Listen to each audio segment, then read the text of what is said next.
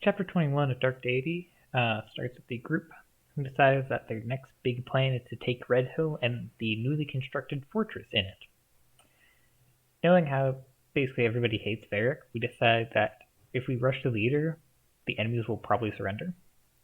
So the chapter starts, and the group is put in the far corner of the fortress. We have to work our way room by room until we can get to the back middle where the leader is. I start by sending my main force straight back, as it's the most direct route to the boss. And I send a small army to the east to clear out the enemies as free XP, and I'm not sure if the enemies can actually leave their rooms. I later learned they actually can't, but rather be safe than sorry. The first push goes well, but then Thalen gets hit by several different things as well as a crit, and goes down and gets a big speed drop.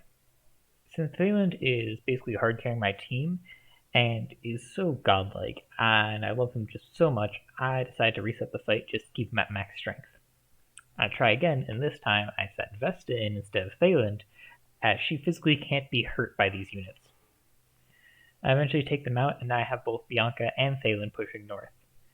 I split Liberty off as I find a group of enemies who can only do a single point of damage to her, but she can two-shot them, so she can actually get some kills and get some EXP during this map. During the push, the final member of my final team gets their final promotion. Maeve promotes, and I turn her into a Blade Dancer. Blade Dancers get more damage the more dodges they have, and will guarantee a hit if they're under half health. The one downside is that this is the only promotion that I've actually seen where the overall skill growth actually go lower than the previous class. Continuing on, I realize that the final boss's room is just filled with like a million archers. So I set up Caius in the enemy's attack range and have him slowly pick off the enemies.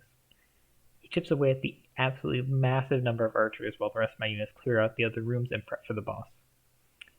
As this method is taking forever, I decided to also throw Sloane and Monroe in the range of archers to triple the number of kills per turn.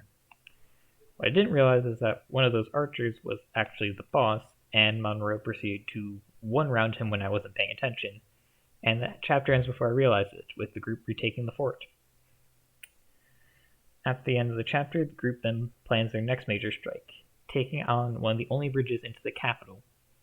While this is happening, they learn that Elias is trying to figure out the powers of the Necromancer's staff, so he can see if he can actually take the Necromancer out of the staff and properly finish him.